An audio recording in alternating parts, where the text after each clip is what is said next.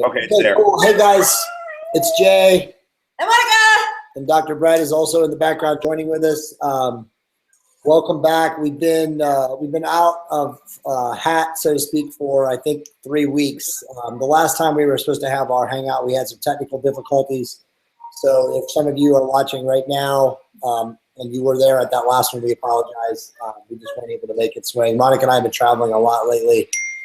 Getting prepared or preparation for SOAR, which we'll talk about in a second, which is coming up in February in Jupiter Beach at close to Dr. Osborne's new practice. But say hi, Doc. How's everybody doing? Hopefully very well and healthy. Hopefully everybody's training, eating right, not eating too much garbage. Yeah, I don't. Around the holiday season, right? That's always a great. It's hard.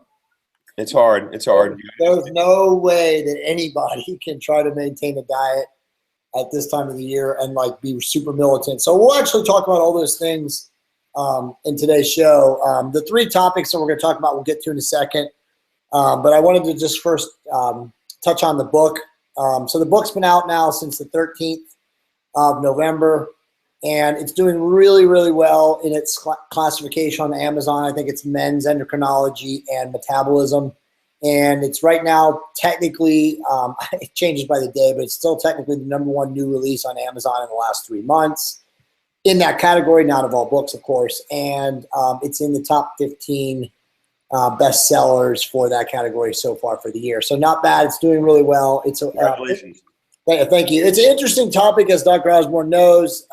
It's tough to talk about testosterone and hormone optimization and hormone replacement therapy and all that stuff in the mainstream. It's still a kind of, I wouldn't say dicey, but it's just one of those topics where PR agencies and the mainstream media are not really wanting to talk about at a high level. So, Monica holding the book. But Doc, did you get your books, by the way? No, I was just going to ask you. What's the story with that? They still haven't come? No.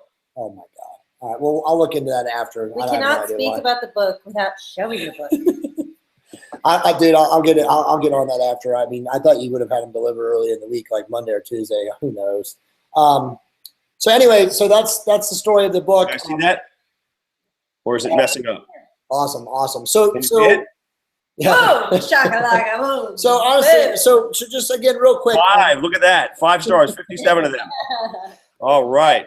Honestly, just look at that dude with his arms crossed. We've had a lot of a real groundswell of enthusiasm for, obviously, as Brett was just showing, the reviews have been stupendous. There's actually like 4 doctors that have written reviews about it outside of Dr. Osborne and Dr. Farber, in their scholarly self. So it's just, honestly, it's I'm getting great reviews. I'm getting a lot of praise. There are people in the mainstream that are aware of the book.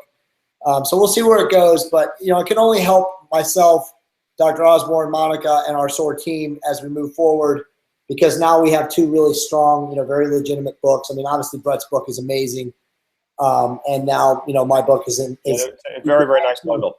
Yeah, we can add it to the bundle, exactly. Yep, so, very, very nice bundle. Yeah, absolutely. So with that said, you want to add anything real quick before we start jumping into the topics?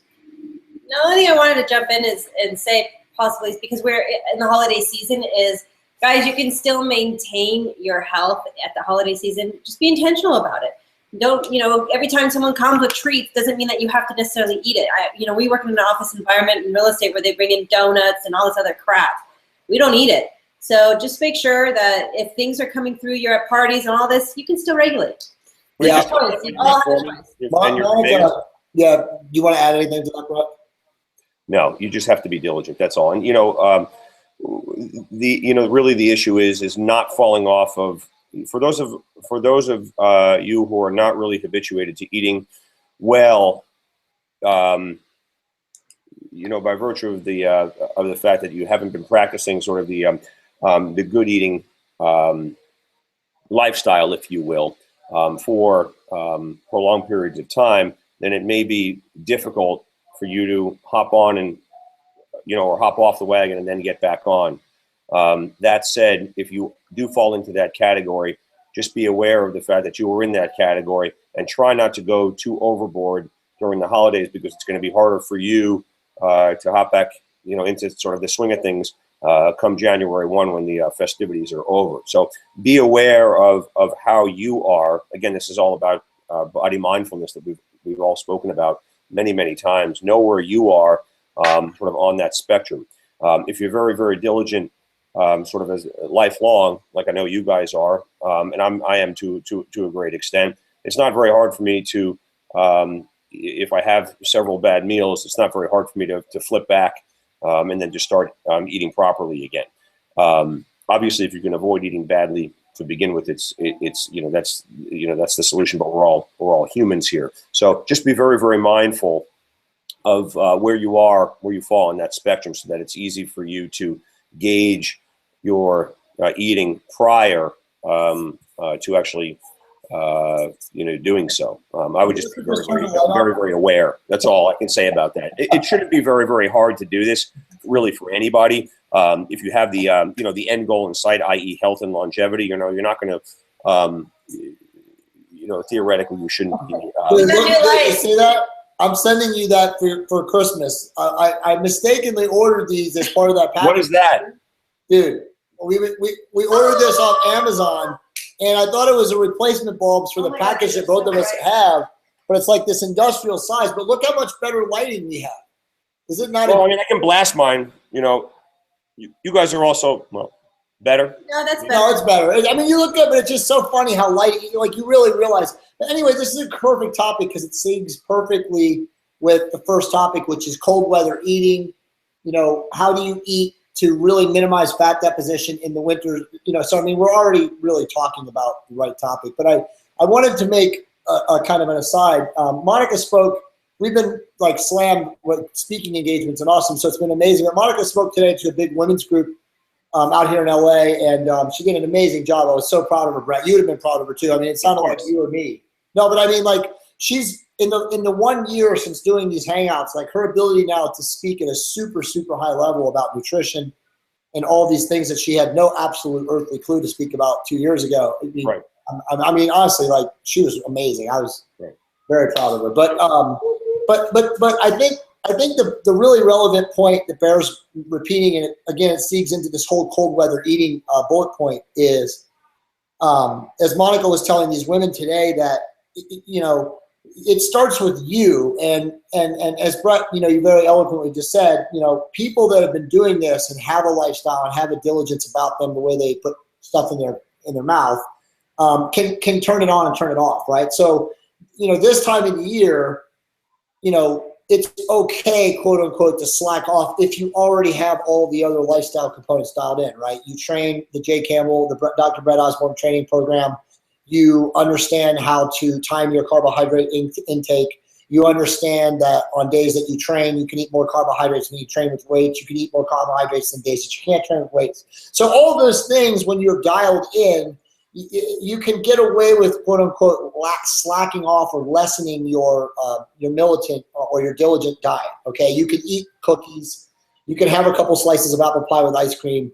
You can pound stuffing. You can eat food that a person who's not as dialed in can't normally eat without ramifications of gaining body fat. So I think it really stands in line that the more rigorous your lifestyle is from a standpoint of, you have your training dialed in, you have a normal, quote unquote, pretty regimented style of eating. You lessen or minimize your carbohydrates after 6 o'clock at night.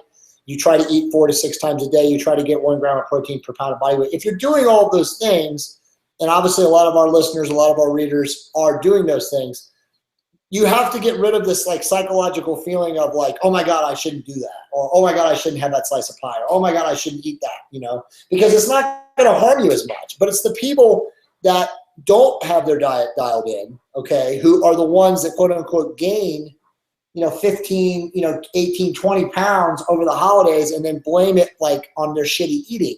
When the reality is the shitty eating is a contributor to it, but it's really the lifestyle. Yep. Yeah, and that's 100% correct. I mean, the best way to buffer yourself, if you will, against the sort of the, whatever you want to call them, the deleterious effects of bad food, is to just maintain your strength training regimen, right. you know, just stick to it as best you can during those holidays, and that's going to give you a little bit of not a little bit. It's going to provide a significant amount of buffering capacity against the bad food. You know, you don't have to necessarily start going and doing 3 hours of cardio a day because of the fact that you've you know, eaten some ice cream the night before. That's just it's just unnecessary.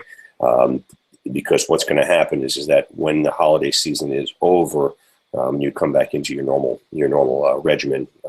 The body fat that you may have amassed during the holiday season is just going to rid you. It's really not a big deal. You know, as long as you, again, are aware of your tendencies, I'll call them, and your inability to you know, on and off the wagon, so to speak.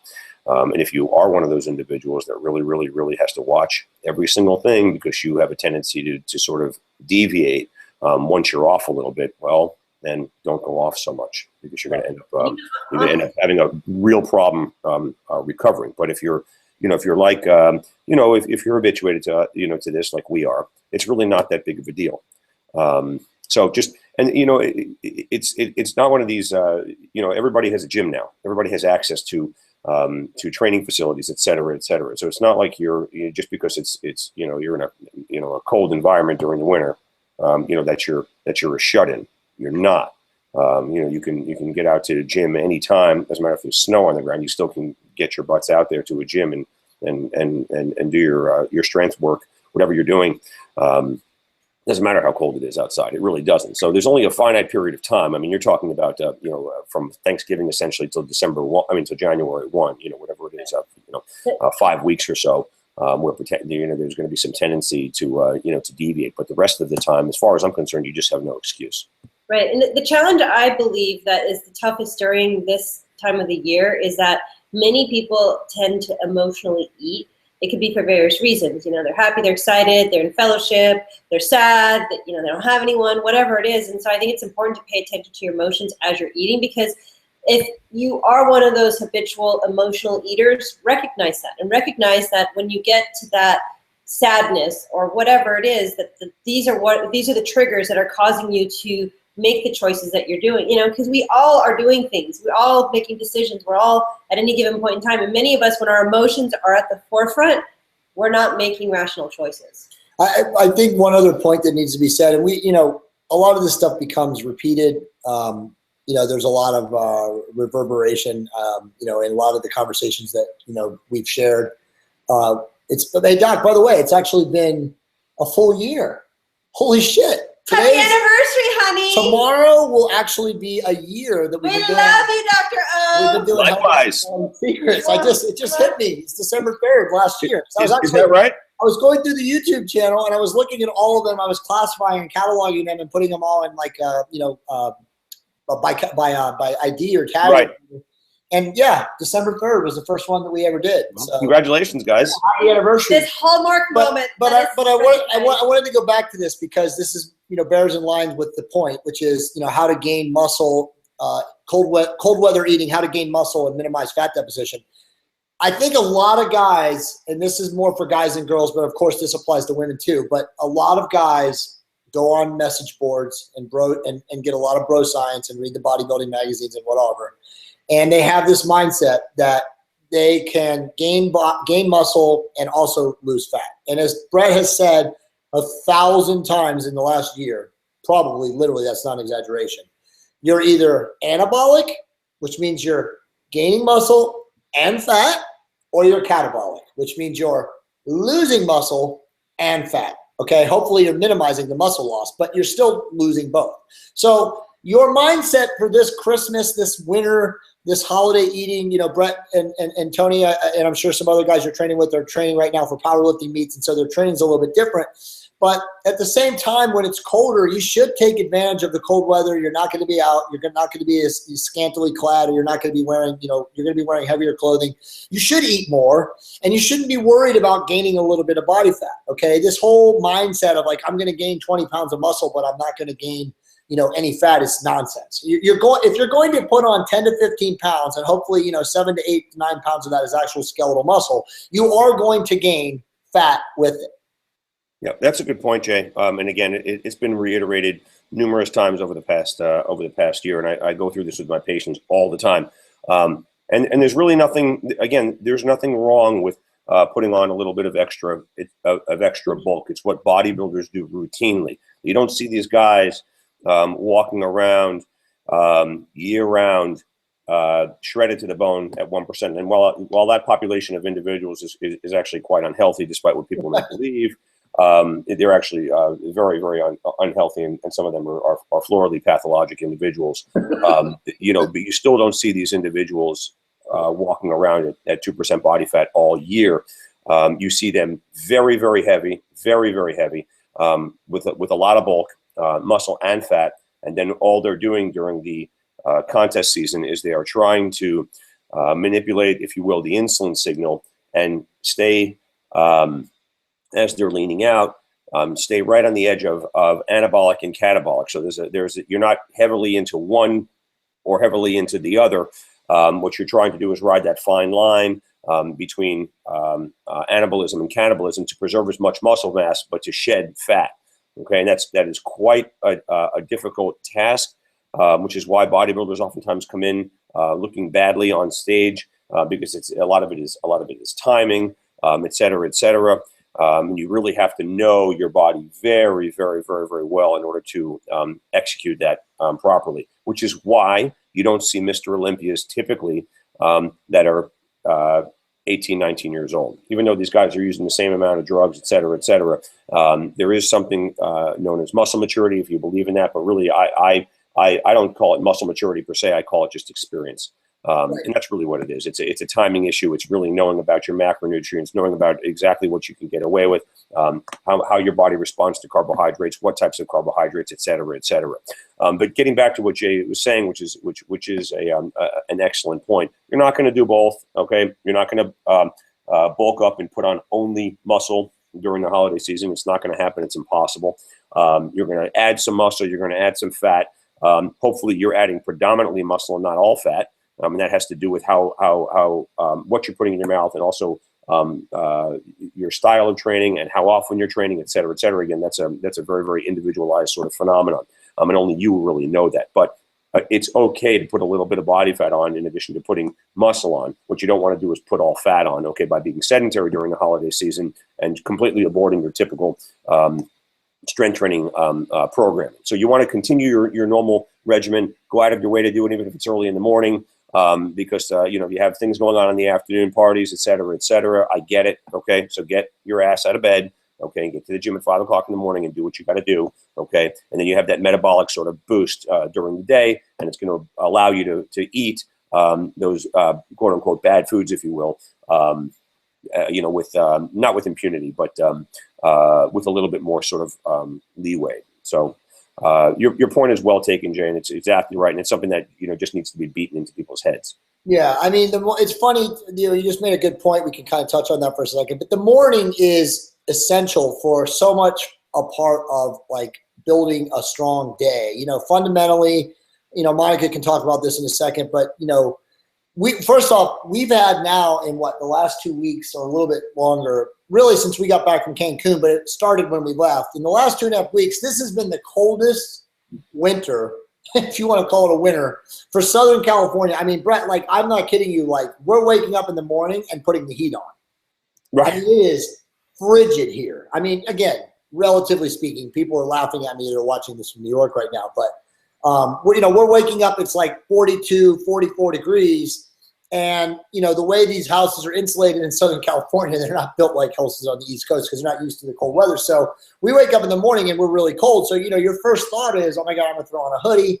I got to get going. I got to start moving. Mike always says, motion creates emotion, or emotion creates motion, vice versa. Copy from Tony Robbins. Yeah, copy from Tony Robbins. But the reality is like you do that, as Brett just said, you start exercising first thing in the morning, and it's going to build a better day for you. It's going to be a foundational, principle for you to create, the different, enzymatic responses in your brains and the neurotransmitter pathways to open things up, and you start, quote unquote, vibing better, feeling better about yourself. Absolutely. Yeah. So there's no question that, doing something first thing in the morning, whether it's endurance training, if it's you riding a bike, walking uphill on a treadmill, or if it is you going to the gym and weight training, whatever it is, it's much better to start off your day by doing it first thing in the morning, right? Yeah, I get up in the morning and I actually enjoy going outside, and I have a recorded affirmations deal that I play with Theta Beats, and it's awesome. I just run outside. Neighbors probably think I'm crazy because I'm running around screaming my affirmations. Yeah, but it's great. It's honestly fantastic. They definitely think you're great. Because it starts you off, and honestly, the fresh, cold air feels so good on my skin. It feels so awesome. So get yourself moving, and I think that's definitely a great way to start the day. Yeah, there's no question. One of the other things that I can relate to everybody that's watching is this, and we've talked about this before in the context of ketogenic diets and fat loss, if you will, whatever you want to call it. Okay, low insulin diets, whatever name you want to use. Right. I will tell you, and you can do it tomorrow morning and prove it to yourself. Okay, if you get to a gym, and I've been doing some. We were talking before, Jay and I were talking before we got on about getting up in the morning and doing some training. I've never really been a fan because I don't have a lot of energy. I don't have a lot of my muscles feel they're sort of de-energized, if you will. I don't have a lot of carbohydrates stored up in my muscle, et cetera, et cetera. Okay, because a lot of that has been sort of you deplete your glycogen stores, okay, while you're sleeping, et cetera. So anyway, what I've noticed is that if you get a good thermogenic in you, okay, so I'll take 250 to 500 milligrams of caffeine, okay, about an hour before, okay, I'll take some creatine, and I'll sort of wash that down with just some protein. So I'll mix the creatine in Isopure. Right. Okay, which is 0 carbohydrates. So I really am not putting any carbohydrates into my body. Okay, I'm running on nothing. But by the time I get to the gym, okay, which is 45 minutes later, you feel good. Okay, you feel energized, and you're running on essentially very, very low carbohydrates at this point. Of course, you do have plenty of carbohydrates floating around in your muscles, your liver, et cetera, but not as much as if you were to take 25 or 50 gram load. Obviously, an hour before, which I will do if I work out in the afternoon. But what I've noticed is, and again, going back to the ketogenic diets, your bodies, from an evolutionary standpoint, probably were not made to eat sugar, okay, and digest sugar and to process sugar. Your brain works very, very well on ketones, very well on ketones. So if you go to the gym, on the borderline of ketosis, okay, or in the, whatever you want to call it, the fasted state, okay, I guarantee you, okay, when you come out of that gym, okay, along the lines of what you were saying, Jay and Monica, about your neurotransmitter levels, et cetera, and the fact that you don't have any of this garbage, i.e. glucose in your system, okay, you will feel spectacular, okay? I challenge anybody to do it. Sure. You will feel great when you get out of the gym, okay? You'll feel energized. You will not have that, I just had a huge sugar load, type of feeling, and everybody knows what that's like, okay? You will feel great. It is a great start to your day, and I've just really come to realize this, more and more. For those people who are saying, well, crap, I'm not going to have a lot of energy, you'd be surprised. 250, 500 milligrams of caffeine. It's a good, healthy dose of caffeine. It's an ergogenic dose of caffeine. It's banned by the, IOC to take that much, okay, but whatever. Okay, that's what the ergogenic dose is. If you want to have a little bit more energy, go buy some MCT oil. Okay, it's fine. Take a big spoon of olive oil, a tablespoon of olive oil, okay, and I guarantee you that'll bolster your energy, okay? And what do you think about those energy drinks that people drink? I guess it's like Monster. 5 hour energy? No, that shit's all that other stuff. All that stuff is not any good for you, right? Yeah, I mean, I use a creatine product with some thermogenic in it from GNC.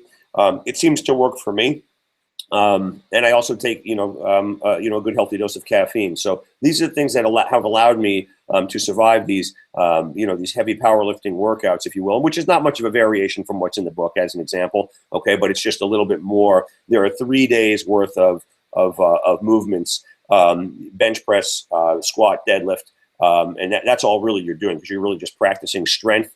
And then there are some cleans in there on one of the days, on one of the recovery days, which I'm really no good at. And I'm always very, very concerned about safety with in that regard, as I am with every other lift, but particularly with that, because it's a very, very it's a fast movement, and there's a little bit of it's sort of almost a ballistic movement. So that's a little bit concerning to me. But nevertheless, we're getting through thus far without too much of a problem. It's a little bit of a deviation, but I've been doing some of these workouts with my lifting partner in the morning, and been doing better than I had thought. It's just training. I mean, remember when we first started your program a year ago, and I was doing it in the morning on Monday, Wednesday, and Friday. I loathed deadlifting and bench press Monday morning. I know. Within 2.5 to 3 months, I was fine. That's right. Now I actually laughably, and it's probably just because our body's schedule or our lifestyle schedule. I actually now I dread going into the gym in the afternoon because, as you know, you got to deal with the zombies. Yep. And the other thing about it is that I will tell you, you guys have rigorous work schedules. I do too. When I get home, and some of the times I'm racing home to get home, racing home to get there, to meet a bunch of people at the house, at 5 o'clock, schedule permitting. And I will tell you that I'm not good at that point because you're sort of dealing with the stresses of the day. People, tons of people in the garage. I'm ready to throw down with 20 dudes. I mean, like, seriously, you're going into the gym and you're trying to train, and there's 20 people in every position. Yep, it's not great. So we've been trying to do a little bit more of these morning workouts, and we have the gym completely to ourselves, empty, nothing. Okay, and it's just us and the us and the weights and the music, and that's it. And it's been good for me. I mean, it's just it really is. It's a conditioning, it's a training issue. But I agree with you, and you can't get around the biological reality of we don't have peak blood flow. We don't have, like you said, we don't have our muscles fully glycogenated. So there is an issue in the morning. But like you said, you can, I think, get around it or work around it with, a really strong ergogenic dose of caffeine, maybe even another, a fat burner or thermogenic thrown in there with some other stuff in there that might stimulate, neurotransmitter activity. But it's a conditioning thing. After 3 months or 2.5 months, I adapted. That's right. I felt like I'm not lifting any less. I will say though, and agree or disagree, and you probably haven't been doing it long enough, I still prefer squatting in the afternoon or later than I do in the morning because it's harder for me to really get my joints, even with multiple warm-up sets. Yeah, I know. What I've been doing with that, and you're right. I'll tell you that my knees are sort of equally as crackly, if you will, in the afternoon as they are in the morning. What you have to do, I think regardless, morning, nighttime training or whatever, at late afternoon training, is you just have to make sure if that is the case and you are, you have this perception that it's worse in the morning, and it may be for you. I would just recommend literally before you get up to your target weight, do 10 warm-up sets. Yeah. I'm telling you, it'll help out. I know. It definitely works. It becomes like a time thing. I don't want to be in the gym for fucking 2.5 hours. I get that. So, I mean, it is what it is. Anything you want to add real quick? I mean, it actually segues right into our next point, but go ahead. You add anything? The only thing I want to add is I think a lot of people at this point are attempting to create, like where we were at today, they were speaking about 2016 planning, business planning. And I think if people start addressing perhaps their goals now with respect to their health, it would definitely get a jump start on it. I'm not saying to beat yourself up, just, start creating a plan and make it fun to work out. It's not a chore. It's definitely not a chore. I mean, this is all part of it. Well, remember though, let's not say make it fun to work out. Make it fun to strength train. Right? Well, no, make it fun to go. Make it fun to go is what I mean. I'm not saying making it. No, I know, but I don't want people to like, as we always say, like Jim is really big on that. Is like, I don't want people to think, oh, I'm going to the gym to work out. We want them to go to the gym and strength train. Oh, and I think the way that you can do that, Monica, label it as as you want to label it. I think one of the ways that you can make these things, quote unquote fun, is that we're humans are goal oriented to begin with. So if you are making sure that you're writing things down and are aware of the fact that you have a goal to meet during a particular workout, I think that's going to be even more enticing to the individual and really drive them to do not only show up but also do better. just to prove that they can. Especially because some of the areas right now are colder. I mean, we're saying it's cold. It's Yeah, I mean, nothing we live in warm weather. It's nothing near to what some of the other people are Yeah, I experiencing. mean, that's a whole other topic for another day. I think maybe that's a point we'll talk about on the show. I mean, honestly, and you grew up there too, and I grew up there, and I know you lived in West Virginia for a while too. So, the weather. I mean, when it's cold and you're in the Northeast and you're in the northeastern, the snow line, or you're in the city, whatever. I mean, dude, from middle December to end of March, it's like you have to motivate yourself just to go to the gym, right? I mean, just to walk down city blocks when it's like sub-zero or it's like 6 degrees and a wind chill of -30. I mean, we get it. I mean, it's a lot harder to maintain like a really solid level of physical conditioning living in a really cold weather environment than it is, say, living in Southern California or Florida. Right. I mean, it's called, sublimation. In other words, you have to sort of see the, see the end point, and you'll get past that quickly. Again, keep your eyes on the goal. Keep your eyes on the prize. Okay, so Bikini. the next point is, and this is one where I want you to add your expertise, Doc. Dealing with an injury, how to speed healing and train so it's not made worse. So before you jump in, I think that the number one thing about training with weights, okay, and strength training for, as Doc just very eloquently worded it, training for goals, right? We should all have goals when we're going to the gym, whether it's to be stronger, whether it's to get leaner, whatever it is. The inevitability of injury is unavoidable, okay?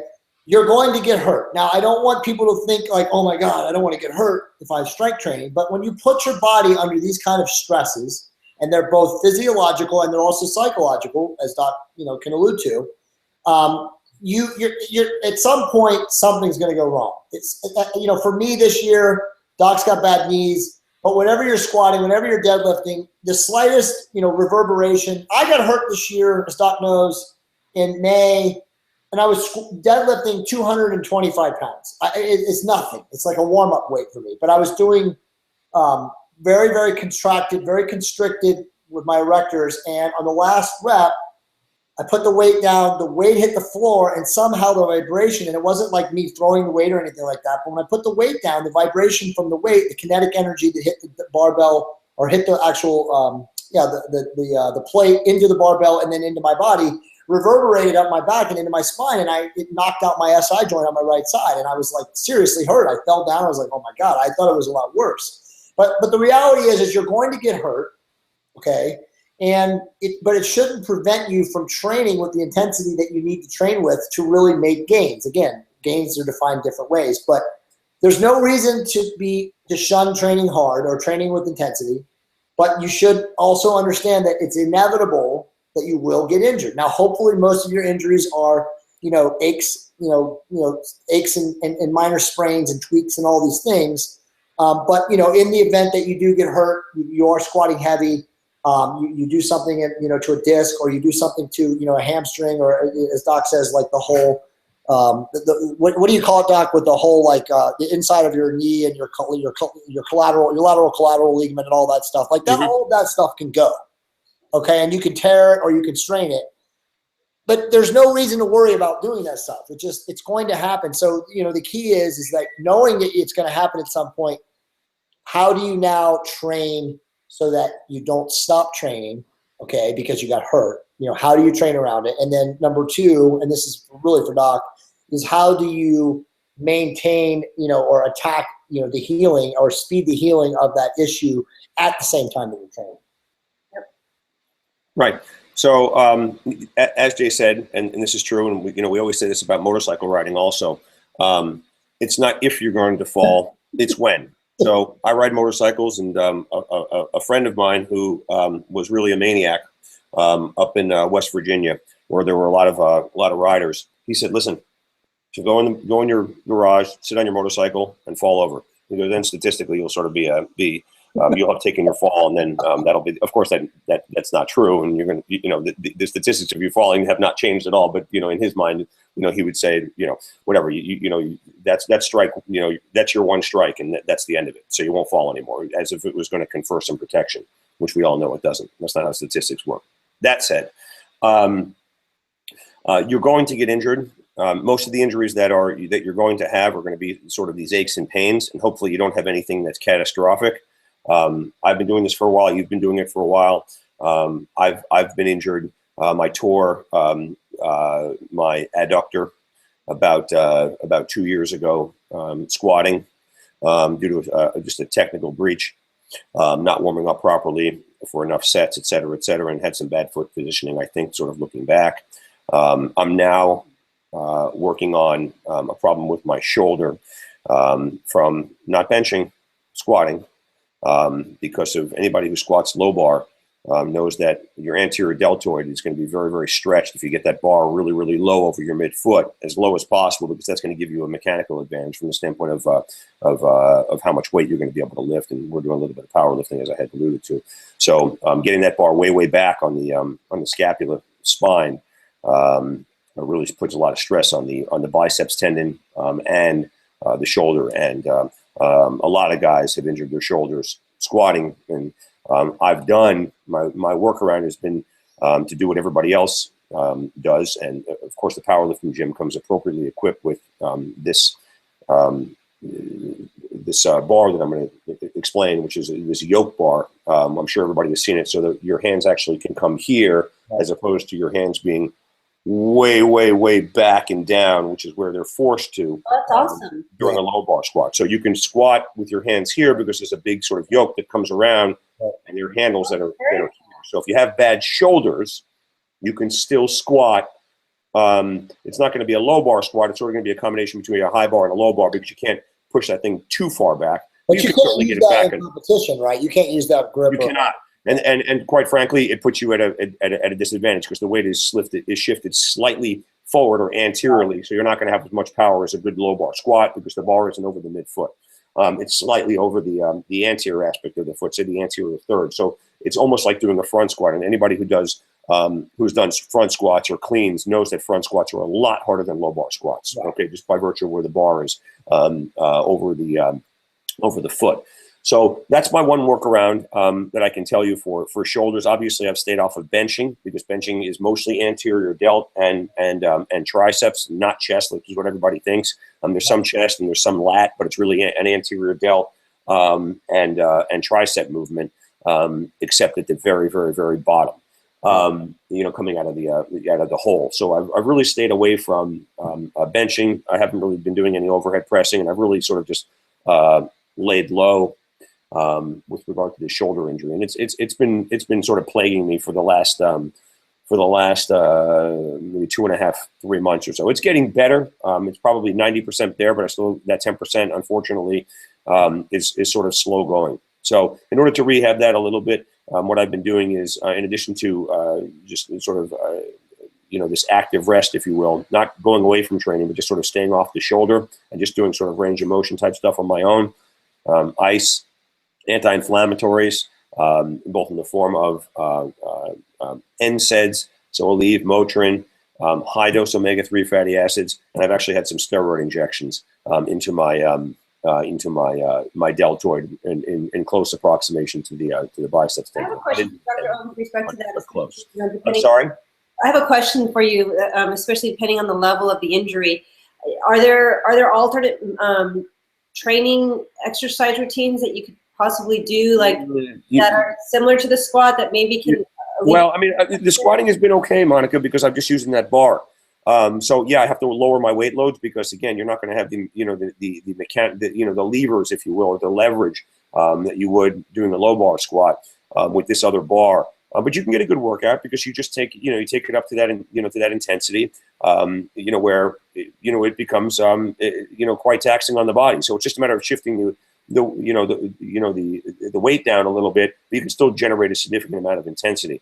The problem is that gearing up for a powerlifting competition, it's not great to not be practicing on the bar that you're going to be practicing with and sort of doing again, more of a front squat as opposed to a low bar squat. So literally I'm going to probably show up on the day of the meet and try to just, wedge myself underneath there. And hopefully my shoulder will be healed because the meet is in another 6 weeks or so. So I'm counting on that. The same thing with benching, but I mean, there are plenty of workarounds that you can do for these things.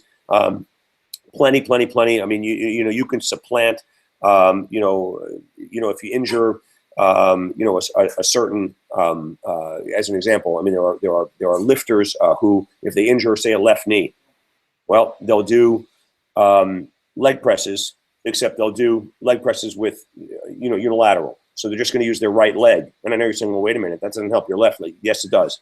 Because what happens is that there's a what's called a potentiation effect, where if you work your right leg really, really hard, okay, your nervous system is smart, okay? It knows that it has to recover from that trauma, if you will. So that induced trauma of working out, even though it's one-sided, it sends signals, recovery signals, if you will, to both legs. It's very, very smart. Okay, and there is that sort of effect. So if you do have a left knee injury, that doesn't necessarily mean you can't do legs anymore. Okay, you certainly can do legs. You do unilaterally, and of course you're going to do. You're going to get your physical therapy. You're going to use on the bad knee. You're going to ice. You're going to use NSAIDs. You're going to use omega-3s. Okay, some people use steroid injections. Okay, some people are opposed to them. I'm not, because they happen to work very, very well and accelerate healing, but they do have some untoward effects on the joints, et cetera, and bone density. But it's really not a concern for me because I lift so heavy all the time. So I'm not your typical profile of somebody who's going to become osteoporotic from steroid usage. But same thing with the upper body. You injure the right shoulder, you can train the left arm, and you're going to get that injury signal and the response. Which is going to be, if you will, shot out to both sides. Okay, so it's not just the body is smarter than you think. It's not just a site-specific sort of recovery. It's going to send signals to that contralateral side as well, that recovery side. So let's give people a strategy. So obviously everything you guys just said is strong and it resonates. But let's just say if someone injures themselves squatting and it's an injury to their adductor. Okay, so I can tell you what I did with my adductor because I lived through that. Okay, and my leg was black. Okay, so it was a pretty nifty tear.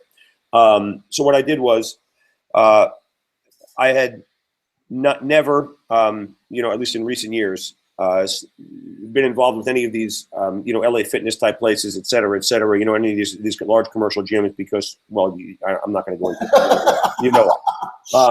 so we were squatting here, et cetera, okay, and whatever. You get injured. What I did immediately, okay, was I actually joined one of these gyms. Why? Because I don't have access to an adductor machine. Okay, so I joined it. I joined LA Fitness only to use one machine. Okay, of course, that's not what I ended up doing there. I ended up doing more of my workouts over at LA Fitness just because I was there. And I wasn't going to go over there to use one machine, although I did join. The impetus for me joining was to use one machine. And what I did was a lot of NSAIDs, a lot of icing, okay? I did not squat, okay? I didn't. I did do some light leg pressing, okay? And I got on that adductor machine, and I was on that adductor machine 3 times a week, and I started with 10 pounds. Yep. Okay, 10 pounds is what I started with, and it hurt. And I gradually, over 3 months, okay, recovered it to the point where I can do static holds. What I was doing is I was doing static holds. So I would take 10 pounds and I would squeeze adduct all the way in. I would hold it there, okay, for between 30 and 60 seconds. Once I can get to 60 seconds, I would increase it. Okay, and I increased to 10 pounds to the point where I could do 100 pounds, okay, for a minute at 3 months. Then I restarted. I reintroduced the squatting, and I've never looked back. What did I do also? Sort of in the wake of that injury, I got myself some squat shorts, which I use to this day. I'm very, very careful now with my foot positioning. Not that I wasn't before. I use those squat pants and I pull them up really, really, really, really high, almost like a wedgie, okay, for squats and deadlifts. Heavy squats and deadlifts, I use them almost invariably. So you would say then if you not catastrophically, but if you have a severe injury on the primary movement, whether it's squats or overhead presses or whatever, and you do the rehabilitation that's necessary. And again, we're not going to spend much more time on this, but if somebody's watching this and they do have questions about a specific injury, you can email me or Brett. We'd be happy to answer your questions. But you would say that 90 days of rehab should be, again, assuming all things are done right, I's are dotted, T's are crossed. Yep. You should be able to go back to that movement again after Yeah, that. I would say it's 90 days, and again, slow return. Don't all of a sudden, I remember when I started squatting. So it was 3 months. Right. I was good from the standpoint of my adductor. It felt good. Okay, I started squatting again, 135. Did I make fairly decent progression? Sure. I mean, it wasn't going to take me another 2 years to get up to, as an example, doing reps of 315. Okay, but did it take me 6 weeks? It did. Okay, and I move cautiously, progressively, and I was just very, very, very, very tuned into my form. One of the things that I will tell people that are listening, and this is just as an aside, if you've gotten injured serially, okay, if something is wrong technically with your lifting, and you're sure that something is wrong, okay, and it's just a technical breach, okay, with whatever movements, I will tell you that entering powerlifting competitions, okay, is good, because when you talk to other powerlifters, when you read, when you watch videos, okay, of experienced people, when you go to the meets, okay, you will learn a lot about mechanics, okay, a lot. You're going to learn how to prevent injury, because these guys get busted up. They do not want to get injured. Nobody wants to get injured, okay, but as those weights go up, like you said, Jay, in the beginning of this, you're going to get injured, okay, and the way to avoid injury, even with light weight, is to be diligent, okay, about your form. When we get together in February, Jay, for SOAR and things like that, some of the nuances that I've learned about squatting and deadlifting, okay, and You'll be able to teach us. It's been tremendous, tremendous. We video ourselves lifting.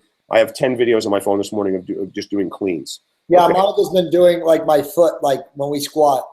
And, and honestly, this segues into the last point, so we're perfect on task right now. But you're right. I'll get into what I want to say about squatting, but you're right. Like the videoing of, again, it comes back to technology, the advancements, and the stuff that we have now at our fingertips and our disposal really does help, because Monica's been like doing videos of my squatting, and my foot is slightly, even with flat shoes, my right foot is just slightly, my heel is cupping. Right. Tiny bit. And I know you had helped me and Jim had helped me on that before, 8 or 9 months ago. But you're right. You wouldn't even know it without the help of video. No, you wouldn't. We've really started. No, she's just saying you can't stop someone in the middle of the actual exercise and say, hey. No, that's true. That's true. We've really, paid attention to this from the standpoint of injury, okay, and because in powerlifting, like every other sport, if you want to be competitive, which Tony and I are, we all are. You're not competitive. Right. You need to be mechanistically as sound as possible. Okay, so people think, oh, you know what? With my deadlifting, my bar, the bar can float off my shins. Let me tell you something. If the bar floats off your shin 1 centimeter, okay, you probably just lost 100 pounds in your deadlift. Right. Okay. If the bar on your squat is not right over your midfoot, okay, again, you probably lost 100 pounds. Okay. As soon as you deviate off track, okay, even the smallest amount, not only do you predispose yourself to injury, okay, but you're also not going to be able to handle nearly the weight. I was just experiencing that this morning, 12 hours ago, okay, again, with these cleans, which I'm horrible at, but I'm learning, okay, and it's a very complex movement. And we have nitpicked ourselves to death with all of these movements, but clean is a very, very, very, it's a very, very technical movement, very technical, and it's fast. Unlike a lot of the other, deadlifting is not fast, squatting is not fast, okay. You may think it's fast, but it's not. They're slow movements, okay, but Olympic style lifting, i.e. cleans, okay, and snatches, it's a matter of quickness, okay, so you have to be right on, and your form better be right. And I can tell you that just by, if that bar comes away from your chest, away from your body, again, the teeniest amount, okay, you can forget about it. It's just not going to work. If you bend your arms at the wrong time, okay, and it's not an arm exercise. People think, oh, it's a big upright row. No, it's not an upright row at all. 0. Okay, but if you look at somebody doing the clean, they think you think it's somebody's arms. No, the power comes from the floor, through the legs, okay, into your arms, okay, which are straight, they're locked, okay, and as soon as you pull with your arms, or as soon as that bar deviates slightly forward, okay, from your body as you're coming up, okay, because you are pulling with your arms inadvertently and you're not using just your extension and almost leaning back and driving that bar straight up your body and letting it float up your body, you will suffer, okay, terribly. In other words, and the difference between, handling 200 pounds in a clean, okay, which is not a lot of weight, okay, but for me, it's a lot of weight at this point. 200 pounds in a clean, okay, with a centimeter difference, okay, makes an enormous difference in your perception of how difficult it is to move that weight. Once you get that weight floating upward, okay, right along your body, you're going to feel no weight because all the power is from your legs. And everybody that's listening to this can squat 200 pounds. It's nothing, okay? And deadlift, okay, pretty girl. And deadlift 200 pounds. It's not, and it's just a modification of those movements, really, okay? It's just a little bit faster, okay? We can all handle that weight, but as soon as you bring your arms into it, you can't. None of us can upright row 200 pounds. I can tell you that. They can't. Not with good form, no. So it's a huge thing, but I will tell you, and I'd stress this. It's a great challenge, okay, to be involved in the powerlifting sort of in an event and be involved with those individuals from the standpoint of learning safety, okay, and learning technique, which is going to give you both power, okay, in other words, your ability to lift heavier weights, make better progressions, okay, become a bigger, stronger individual, and it's also going to keep you safe. It's like one more thing. It's like riding, going to motorcycle racing school, okay, and getting on a track with these maniacs. That's going to make you a better street rider. Okay, it's the same thing. And that's why actually 3/4 of those guys go to those racing school, like Keith Code's school out in California Superbike. Okay, right. People go out there because they want to become better street riders, not because they want to race motorcycles. It's the same thing. Same thing. Right. What was the last point, Jay? It's good. I mean, I think we'll just seed right into it. I mean, the last one is the importance of squatting and how to, essentially a how-to guide for beginners to advance. So, we can all chime in on here, but, Monica, my story is that first off, I was a very, very heavy squatter in my like say from 20 when I stopped playing basketball professionally way back when, a long time ago in my mid 20s. I got into squatting and I was literally squatting 4 plates. They call it ass to grass. Butt to floor, parallel, and had really strong knees and really, really strong adductors and really, really strong quads and hamstrings and all those things. And then I stopped squatting at the behest of a chiropractor, a good friend of mine who I'm still good friends with, at 34, 35, I think, because he convinced me that, Brett, I've had this conversation with you, the synovial fluid in my joint capsules and in my erector spinae muscles in my lower spine and everything, it just wasn't enough there to sustain heavy squatting. So I pulled away from squatting and I stopped squatting literally up until last year when I started Brett's program again at 43. And I got to tell everybody, Monica, knows this too. I'm now a huge believer again of squats, and I'm not talking about bullshit Smith machine squats. I'm talking about real barbell free weight squats. Good depth, good form, as Brett was saying. With anatomically correct, doing all the different things. But I think the most important part about stressing squatting is that I think that a lot of people, myself included at that time, not anymore obviously, but have this preconceived notion or this misconception that at a certain age you can't squat because of, again, synovial fluid in the joint capsules. If you're intelligent and you understand what that means, it's basically the water in again it's called synovial fluid, but it's basically the fluid in the joint capsules in your spine that allows you to have elasticity and kind of a bounce and just strength when you're applying it, compression in between the muscles and the spinal tissue. But you don't need to worry about that. If you're 60, if you're 50, if you're 65, whatever, and you're watching the show and you're like, I'm too old to squat, it's not true. Okay, you can literally start out by just doing this. I'm going to stand up real quick here just to show this, but you can literally just stand out by doing this and literally doing a full squat like that with your body, no weight, until you can do 15 to 20, good form, okay, hold it for maybe a couple seconds while you're at the bottom and back up. And once you can do that, then you can obviously move. If you're worried about not being able to go to a bar, you can move to a free bar, okay, and you can do the bar. And then you can start gradually adding weight. But there's really no belief, and again, I'm really a strong believer in this now. You should not have a belief that at a certain age you can't squat. Yeah, I didn't start squatting actually till right around 40 when I did my first bikini competition. I did sumo squats. little different, but I didn't really squat until we started your program. That was like real actual squatting, and that was at like 42 or something.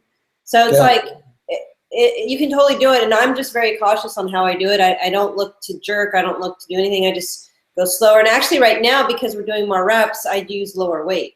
So it's been great. But we've been doing, I haven't told you this, but we've been doing for the last 3 weeks, we've been doing 20 reps. 20 Yeah, reps. 20s. Mm-hmm. Unbelievable. Yeah, believe me, I don't know if I told you about my horror stories with those, but those are Brutal. that's a program that's popularized by Strawson, Randall Strawson, that program will really put you in a very, very dark place very, very quickly. If you're doing it, it's true. Okay, so It's actually, to me, it's definitely really good for hypertrophy, and then of course it's also good for this change for the sake of change. I mean, it is. I have no issues with that. I was actually talking to Tony about doing some 20 reps squats when we're done with this powerlifting, because like I said, I've been dinged up. My shoulder's been dinged up a little bit, so I really want to get away from these these heavy there's an doubles, intense triples stuff. There's a really intense metabolic. Yeah, they are. They're really, really nasty, and you do, if you're doing them right. For those who don't know about Strawson's program, and I would recommend the book. It's called Super Squats. It's been around for years. Like Ken Leisner, for those of you who are familiar with him, he was a big proponent of 20 rep squats, and at body weight of in the 170s. So he's a sort of a little guy, but very, very strong and floridly psychotic, very, very smart. He would do them with over 400 pounds, ass to the ground, ass to the calves, ass to the grass, whatever you want to call it, and just. He would be crying, but he would do them, and that's really the way they're supposed to be done. Strawson's program is 3 times a week squatting. Anybody who is sort of mortal is not going to make it more than once. No, it's just not going to happen. If you think that you're capable of doing them, my answer to you is let me put you through one set. No, I mean, honestly, you're not doing them right. Okay.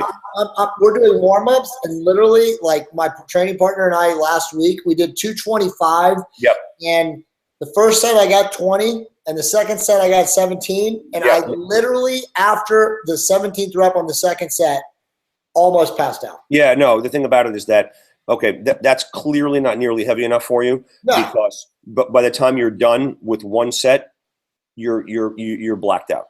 Is the way the program really is. In other words, I used to do them with 315 when I was up in West Virginia, and let me tell you something. Melissa used to say, "What are you doing?" Because the way it's designed, Strawson's program is you find a weight that you can barely get 10, and then you stand there with that weight, really just bearing down on your soul, okay, for the next 10. Okay, so you're taking 10, 20 seconds between each rep. They're called breathing squats, is another name for them. And they're just horrible, Jay, because that's light for you. You're getting 20s. Okay, you probably should be doing, try to do a set where you're just doing one set, and try to do it with 275 or 300. No way. Yes. And let me tell you something. I would be hobbling around, for better or for worse, for 3-4 days after, because they were. I almost died. I mean, my legs were never bigger. Are you going to develop the quickness, of a power lift by doing that? No, because you're not practicing the strength. What'd you say? Would it look like I had butt implants? Yes, you would. Yeah. It might be worth it. Yep, you absolutely would. I'm telling you, you'll grow your legs, Monica. But you got to put heavy weight on there. I mean, you got to put serious weight on there to do it. You want to do a set when you guys are down in February? We'll do one. But they're horrible. And if you actually search YouTube, you actually find things that are, to a lifter, they're sort of scary, but you have to laugh at them. I've seen videos on YouTube where they're annotated, where I remember this one guy has one where he's doing like 465. He's a big guy. He's doing 465, and you see him, on rep 5, he says something like, the caption comes across and he says, "Okay, that was absolutely awful." Then by the time he's at 8, okay, he's like, I feel like I'm about to pass out. And then he just stands there. Okay. And it gets worse. I'm in a dark place. I've died already. I'm in hell, and it's actually very, very funny. But if you've done 20 rep squats the right way, we've all been there. It's dark. I mean, honestly, like just 225, 2 sets of 20 rep squats are torture. Yeah. At just 225, it's torture. Yeah. You 10 or 11 reps they can be quite bad. They really can be quite bad. But the important, getting back to the the real question. I know it's getting close to time, but squatting is, as far as I'm concerned, it's the most important movement that there is. It should be the foundation of any strength, hypertrophy, powerlifting program. Squats, 100%. It's a full body movement. It will grow your entire body. If you have one movement, it's definitely squats. Like I always say, if you can give one medication, to people, I'm sort of up in the air between, maybe metformin or omega 3s. But those two are really it. It's just like squats, and followed closely, or maybe the same as as deadlift to some people. Deadlifts are also spectacular, but you will grow your upper body with both of those movements, assuredly. So they are foundational, and I know that the question, Jay, really was how do you coach people from beginner to sort of advanced? It's the same thing as every other movement. It's just strict attention to detail. Make sure the form is perfect. Make sure you're safe, and then make gradual progressions. We are not 16 anymore. You just don't slap on another 45, okay, like we all used to do, okay, and go from 135, go right to 225. Unless you know your body extremely, extremely well, you just make slow progressions. I literally, and I said this before, I literally do, 5 to 10 warm-up sets, depending upon how I'm feeling, just to condition my knees, condition sort of the nervous system, getting everything firing. Okay, as a preface to the target weight, the work rate, whatever you want to call it. I like what you said though about recording and videoing yourself as you're yes, that's so important. Critical, and there's basically no excuse not to do that now, because we all have phones. There's no excuse. So theoretically, injury rates should be fewer. I'm not quite sure how it pans out, sort of from an annualized or actuarial standpoint, what actually the data is. But theoretically, as technology gets better, we should be seeing less and less injury. The problem is that with the advent of a lot of these moronic programs. And I'm not going to mention any names. We all know that exercise-related injuries actually is on the rise. But my guess is that if you were to just take people that did standard work, hypertrophy work, powerlifting, even powerlifting, but did it properly supervised, okay, by virtue of the technology that we have nowadays, and then just the video technology, the accessibility to it, injury rates should theoretically be getting lower and lower. We also have a lot of safety type tools and technologies in the gyms themselves that we have access to that also should confer protection. I don't know if these things are, but because of the interference with some of that other garbage that's going on, as we all know, everybody should be using a video camera in there and making sure that your technique is spot on. And that's a big thing with SOAR. Everybody is going to be vetted. Everybody that comes to SOAR is going to be vetted. You're going to be checked off. Every single one of the movements: bench, squat, deadlift, overhead press, pull up, okay, chin up, okay. Everybody's going to know how to do these things safely. So real quick, we'll talk about SOAR real quick before we end.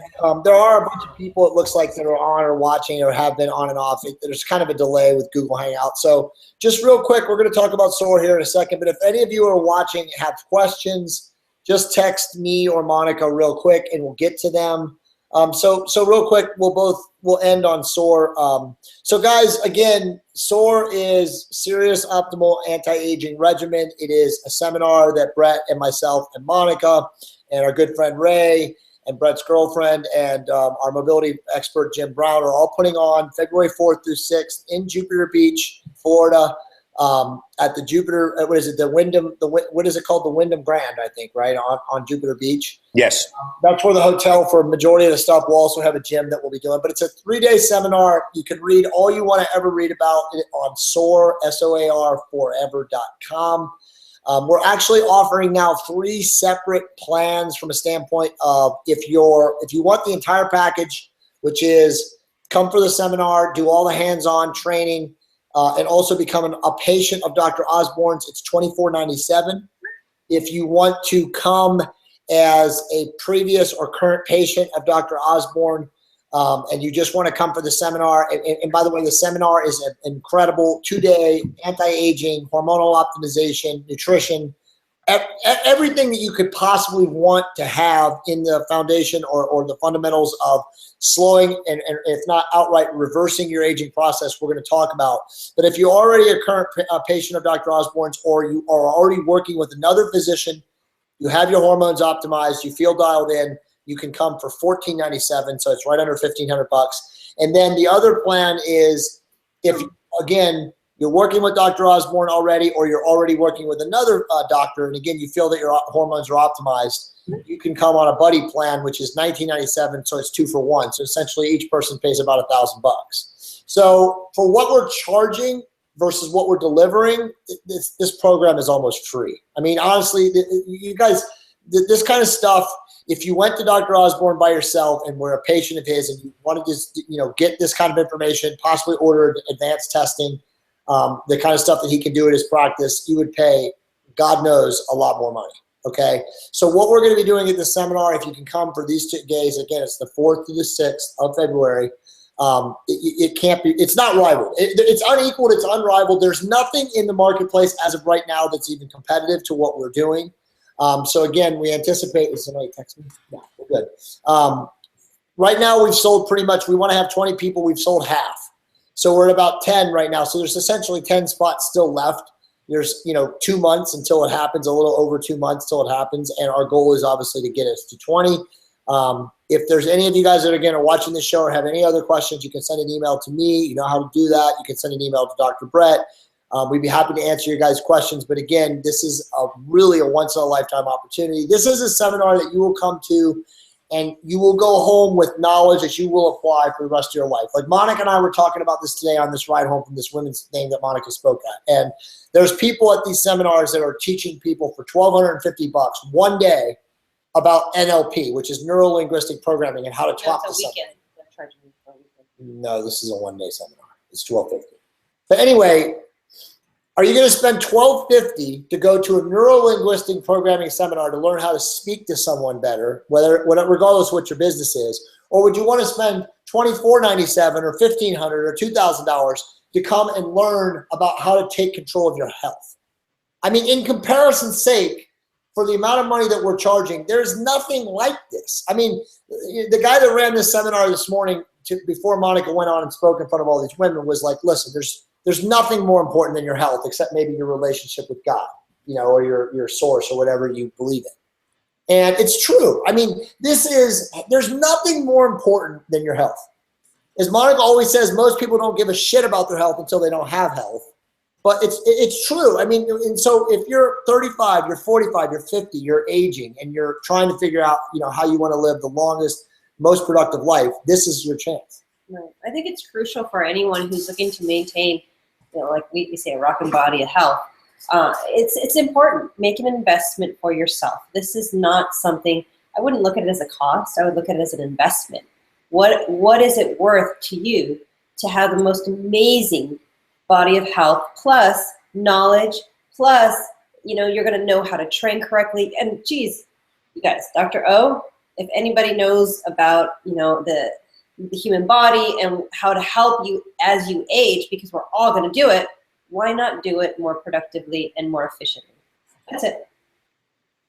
Yep. You want to finish, Doc? Final word? No, it's a very, very sort of unique combination of talents, if you will, that we have. It really is a one-of-a-kind seminar, in my opinion, not because, we are the people who are running it, just because I've seen what's out there, and I think there really is it's an unparalleled opportunity for anyone that wants to get involved. And along the lines of what you guys were saying, you have your health until you don't. And I deal with this every single day. Okay, people with undiagnosed hypertension, people with insulin resistance, which subsequently progresses to florid adult onset type 2 diabetes, whatever you want to call it. Okay, those two things, between the hypertension and the the insulin resistance, both of which can go really unchecked unless you've checked early and mitigated these risk factors for disease. you're bound to get into trouble. So we teach you how, about these things, about how these things progress. And really the whole point of SOAR is to be able to identify these risk factors and mitigate them with the various modalities: nutrition, supplements, hormone replacement therapy, if needed, strength training, et cetera, et cetera. So it's all sort of brought together by virtue of the 4, 5, 6 experts that we have there. And, it's a medically or medicinally backed seminar, which really makes it unique amongst the other sort of boot camps. This is not a boot camp, okay? Boot camp style training is just a small component of it, okay? A small component of it, but it's one thing follows in close context or in suit with the others. So it's really a one-stop shop with it's multimodal. And I think that I don't think anybody is going to walk away from SOAR dissatisfied without saying that it is actually has been a life-changing event for them. So get signed up, guys. Yep. Amen. Awesome, all right, guys. Well, listen, we appreciate the people that have been watching. And then, of course, I'll put the rewind up on the blog and, of course, on Facebook right away. So, again, thanks for all of you guys for watching. We'll be back 2 weeks from today, which I think is the 16th. And I don't know. Gabby's birthday. Yeah, I don't know the specific topics right as I have them now. But Doc, if you can get Mark to come aboard next Wednesday or 2 weeks from today, if you can reach out to him, that would be awesome. But that the goal in 2016 is to truly have 1 or 2 people, literally monthly, that are personalities, whether celebrity or have some sort of background in clinical strength or nutrition or something. That's the goal next year. Obviously be on ourselves so that we can really try to expand this to more and more people as we go. Absolutely excited. Awesome. 2 weeks. Doc. Thanks, guys. Good See you. rest of Melissa and McKenna. We'll talk to you. Bye, guys. Likewise. Listen, Jay, we'll speak tomorrow. Yes, we will. We'll talk soon. we'll talk tomorrow. Okay. Take care, guys. Have a good night. Bye-bye.